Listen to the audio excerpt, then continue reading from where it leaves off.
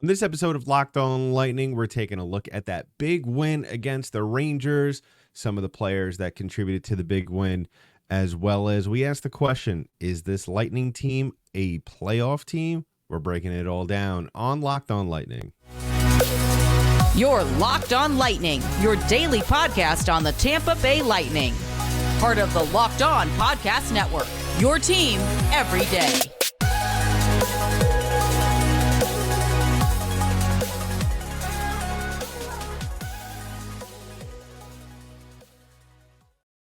And welcome to another episode of Locked On Lightning, part of the Locked On Podcast Network, your team every day. I'm your host, Adam Danker. Thank you for joining us on this episode of Locked On Lightning. Tonight, we're talking about that big win against the Rangers at home. We're talking about Braydon Point's big night, and we're breaking it down at the end, asking the tough question, or maybe not a tough question, is this a playoff team?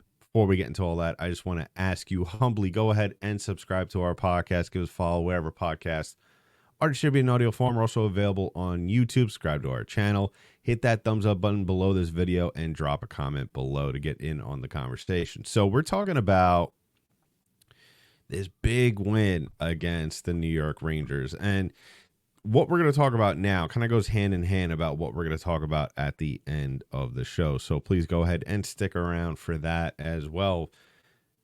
So this was a game where I was very optimistic coming into it. And I think I laid it down pretty thick yesterday when we were previewing this game.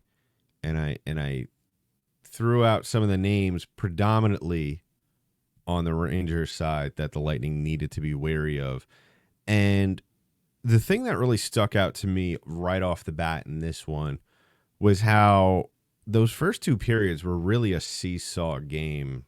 Rangers go up 2-0 in the first period, and then the Lightning answer back with a 2-0 performance in the second. And then that's where the game broke. And a lot of it, in my opinion, had to do with what we spoke about yesterday, the keys to the Lightning winning.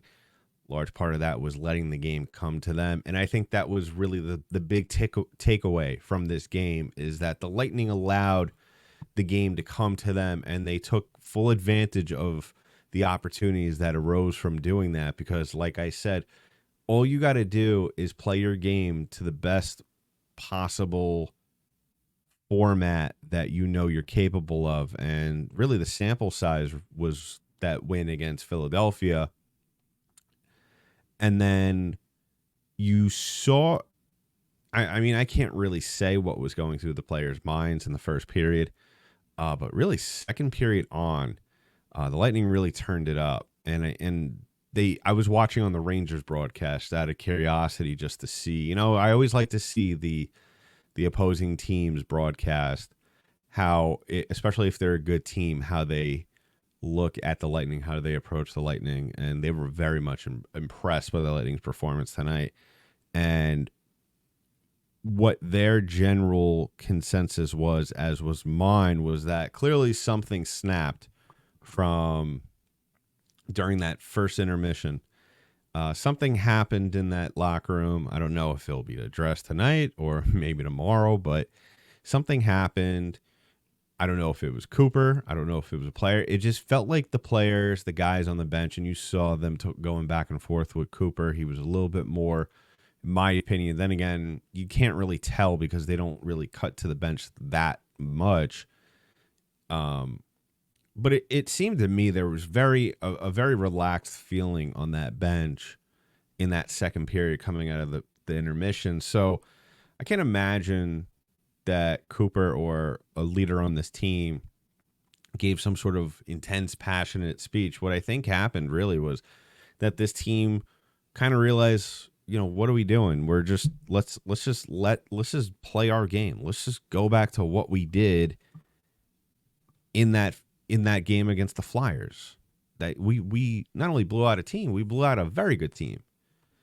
And like I said, a flip switch, and only getting 5 shots off and going down 2-0 in the first period will do that to you.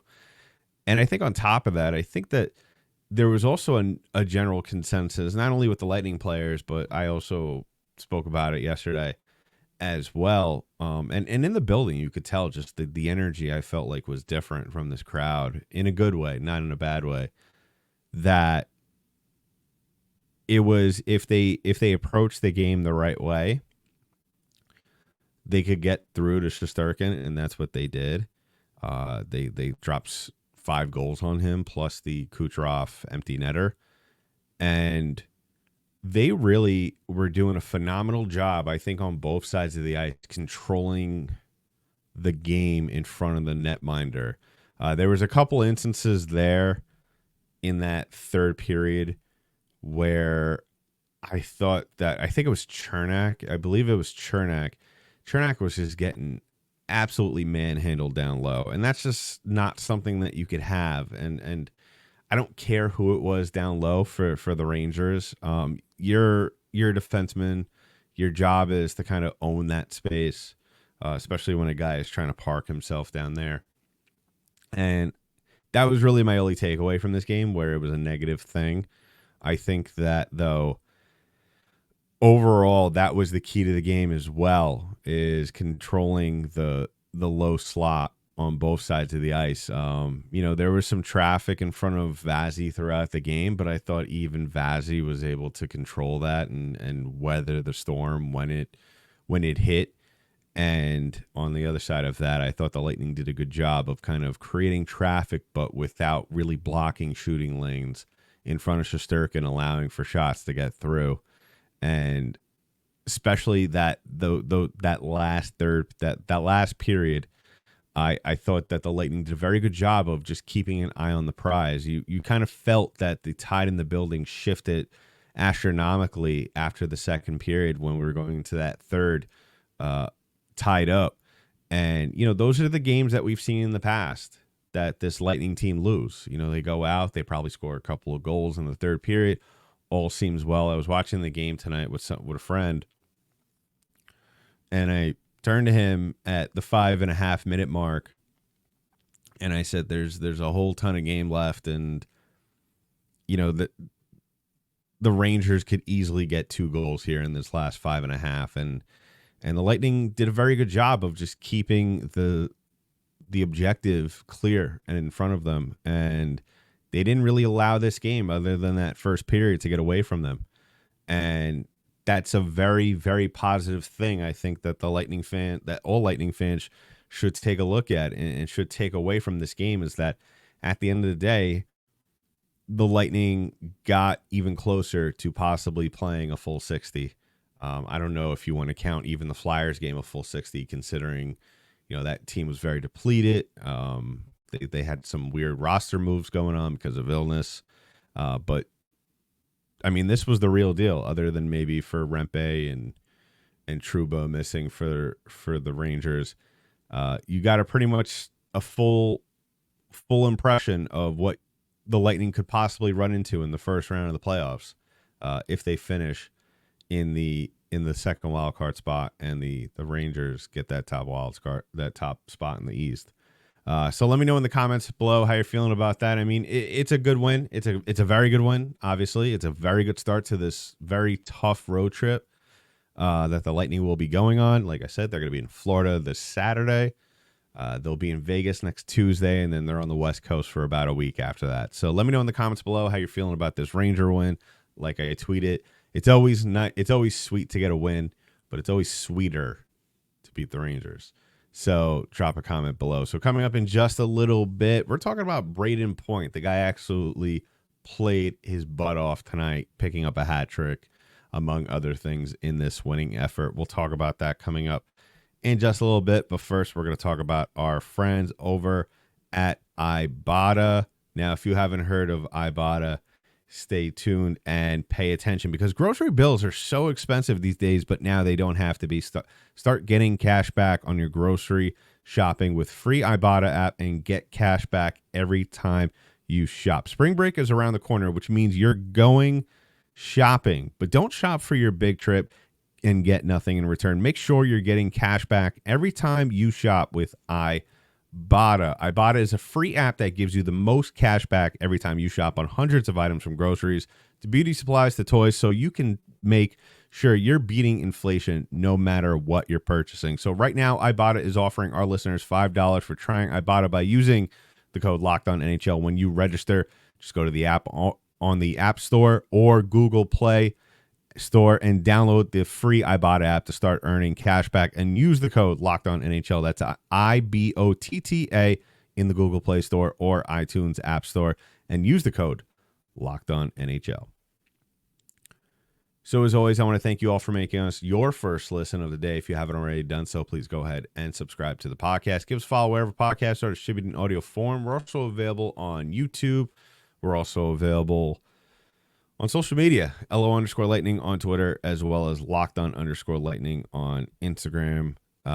Hit us up on the Discord server. We're also on Reddit as well. If you want to get in touch with me, you can find me on X at DankyDank, DENKYD8NK.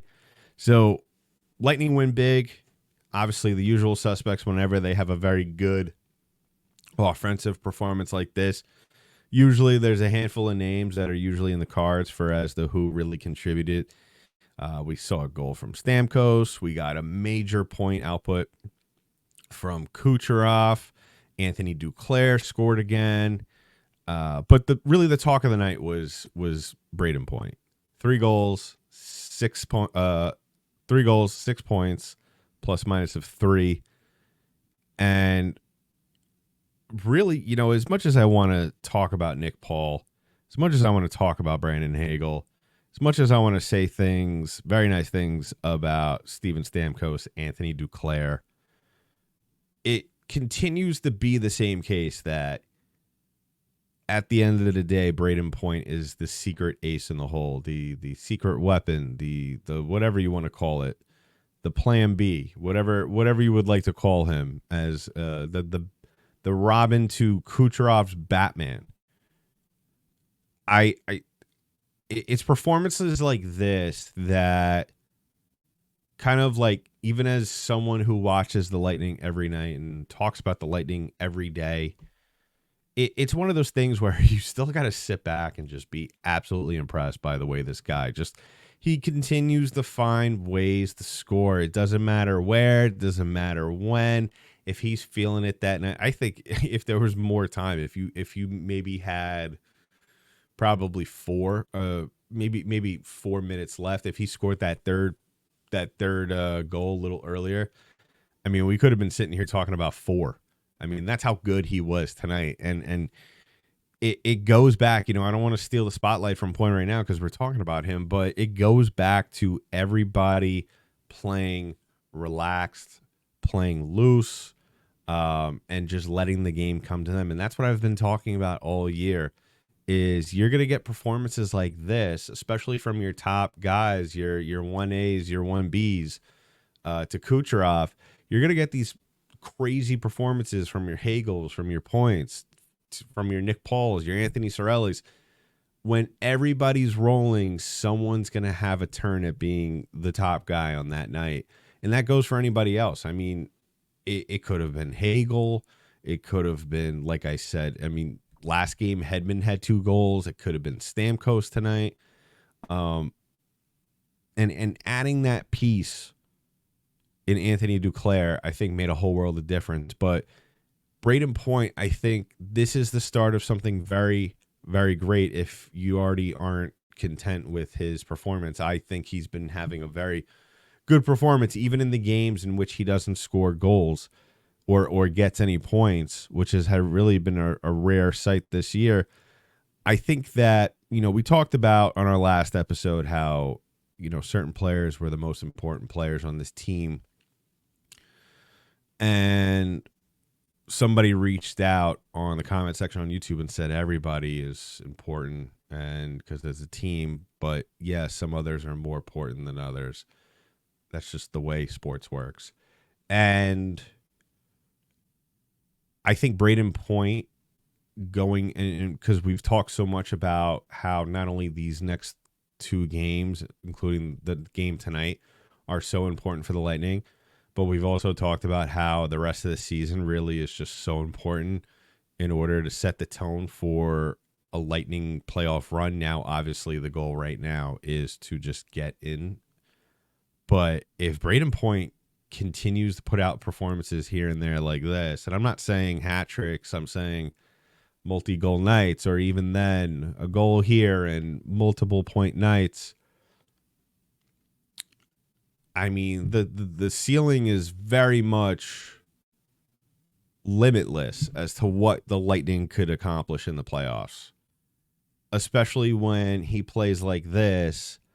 The same kind of applies for him as what we apply with Kucherov, is that when Point plays like this, everyone's playing good, and vice versa. That's just the trade-off of how his game works. If people are playing well, he's playing well. And if he's playing well, people are feeding off of that. And that spells out a very, very dangerous Tampa Bay Lightning team. And I think everybody could agree with me, especially if you were around and watched very closely for those 2 Stanley Cup runs, the back-to-back years. And I think that ultimately, even though, we sit here, and this isn't recency bias, because I think this is something that really just goes unsaid when you're talking about long-term success in the playoffs, what plays into that with the Tampa Bay Lightning. Obviously, it's goaltending. Obviously, it's 86 doing his thing. But really, Braydon Point is, we go from Kucherov stirring the pot in the regular season to Point taking control, because really, Braydon Point made a case, I believe, in both those years in when they won the Cup to, if Hedman or Vasilevsky didn't win it, you could very well say that Braydon Point could have deserved, or at least made a very strong case to win the Conn Smythes those years as well. And it really all depends on if he could continue those momentum that we see in him, because I think for him, he feeds off the big games. I feel like if you really want to break it down, and if someone wants to take the time to do this, go ahead. But I think that just from the eye test, I firmly believe that Point probably, his numbers are so much better against playoff teams than they probably are non-playoff teams this year. And if they're not significantly better, they're still probably a fraction of a point or so better on average. And that's what I'm really saying. His average compared against playoff teams compared to those against that weren't playoff teams, or are playoff teams, or aren't playoff teams now. So that's going to be the key, but I mean, like I said, performances like this, I was not that all too surprised when I saw him score that goal. I mean, he almost scored a fourth on a backhander with his back to the net, and he hit the crossbar. That's just how deadly he was tonight. It's like basketball. There's some nights you just can't miss, and tonight was one of them for Point. So let me know in the comments below how you feel. Does this kind of can strengthen your notion, if you had one before, of Point being essential to the long-term success of the Lightning? Because yes, I mean, I've listed off all the names of people that really had great nights and really are essential to the Lightning winning and being successful. I mean, Kuch had a 5-point night as well, a goal and 4 points, 4 assists. So he gets closer to Nathan Mackinnon too. But at the end of the day, he can't do it all by himself. You got to rely on, your other top dogs, and they're your top dogs for a reason. So coming up in just a little bit, we're going to wrap things up with the conversation of, are the Lightning, can we look at them now in a different light after these 2 big wins against 2 playoff teams out of the Metropolitan Division, which, in case you haven't heard, is a very good division out there. We're going to talk about that to wrap up the show, but first we're going to wrap it up with our last sponsor of the night, and that is our friends over at the Robinhood Retirement app. Now, listen, did you know that even if you have a 401k for retirement, you could still have an IRA? Robinhood has the only IRA that gives you a 3% boost on every dollar you contribute when you subscribe to Robinhood Gold. But get this, now through April 30th, Robinhood is even boosting every single dollar you transfer in from other retirement accounts with a 3% match. That's right, no cap on the 3% match. Robinhood Gold gets you the most for your retirement thanks to their IRA with a 3% match. This offer is good through April 30th. Get started at robinhood.com/boost. Subscription fees apply. And now for some legal info. Claim as of Q1 2024, validated by Radius Global Market Research. So wrapping things up on the show, as always, I want to thank you for making us your first listen of the day. If you haven't already done so, please go ahead and subscribe to the podcast. Give us a follow wherever podcasts are distributed in audio form. We're also available on YouTube, so go ahead, subscribe to our channel there. So we just got done talking about huge win tonight against the New York Rangers. Huge performance by Braydon Point. And that is 2 wins in a row, 2 big wins in a row against 2 very good teams out of the same division. A team that some people might, a division that some people might say is even better than the Atlantic division. That was certainly the case last year. I don't know if you could even say that this year. I think the Atlantic is pretty, especially with the emergence of the Panthers. I think the Atlantic division definitely can hold a candle up to the Metropolitan division. But now we ask the question, after these 2 big wins, the Lightning virtually outscoring their opponents in their last 2 games, 13-3.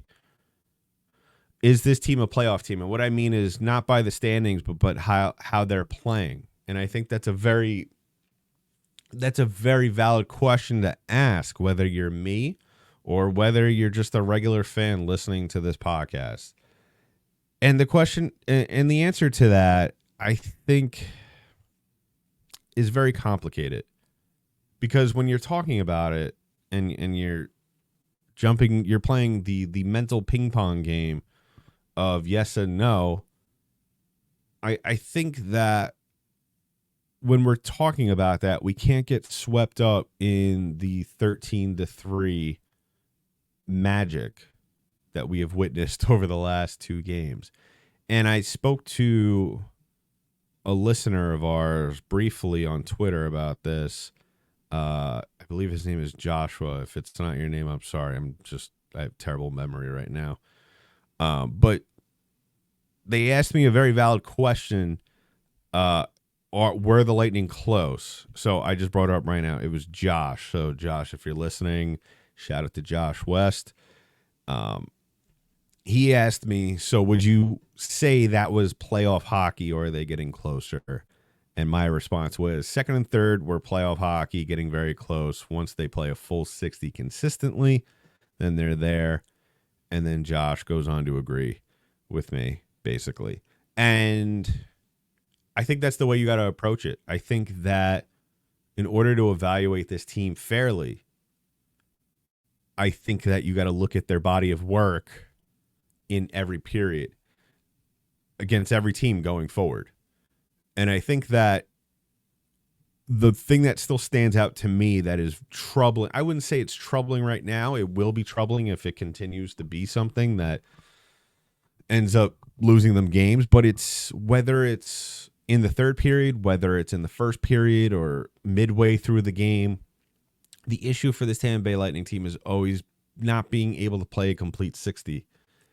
And I think that's really something that if they can't figure out in this last stretch of the season, that's not something that's going to rectify itself in the playoffs, especially when you get that, if you have that rematch against the New York Rangers. The Rangers are going to come ready, locked and loaded, ready for some redemption. And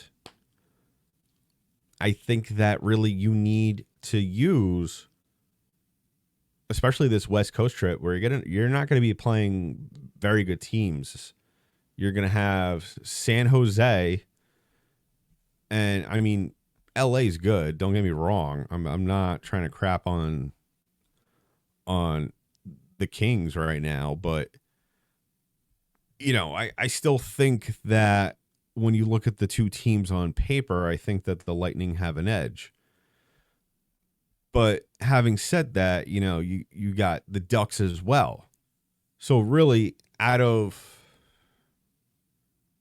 the next 4 teams that you're playing, Florida being one of them on Saturday, obviously, that's a game where you got to bring your best stuff or else you're going to get embarrassed. Out of the next 4 games, 2 of those teams are actually 5. Those next 5 games, 2 of those teams are absolutely dreadful.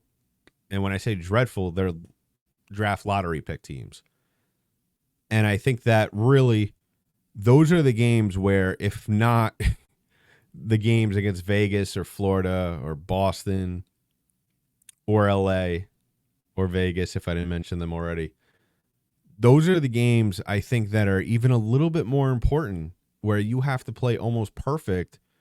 Because if I look at it this way, you got to learn how to walk before you could run. So if you can't play perfect against the 2 teams that are already looking towards the draft, then what do you expect to do against the top teams? And then after that, you're back for 2 very important games at home against Boston and the Islanders. So that's really the thing that we got to look forward to and really have to keep an eye on when we continue to ask ourselves, because this isn't a question that's going to be answered overnight. This isn't a question that's going to be answered in the next week.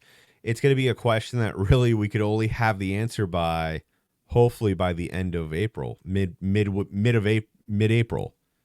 So let me know in the comments below. Do you think the Lightning are a playoff team? If so, why? If not, then why not? So we'll be back tomorrow to talk more about this game and whatever news, obviously, that breaks out in Bolts Nation. So as always, you could go ahead and reach out to me on social media at DankyDank, DENKYD8NK, and I'll be back tomorrow. So that's been it for this episode of Locked On Lightning, part of Locked On Podcast Network. I'm your host, Adam Danker. I'll talk to you in the next one.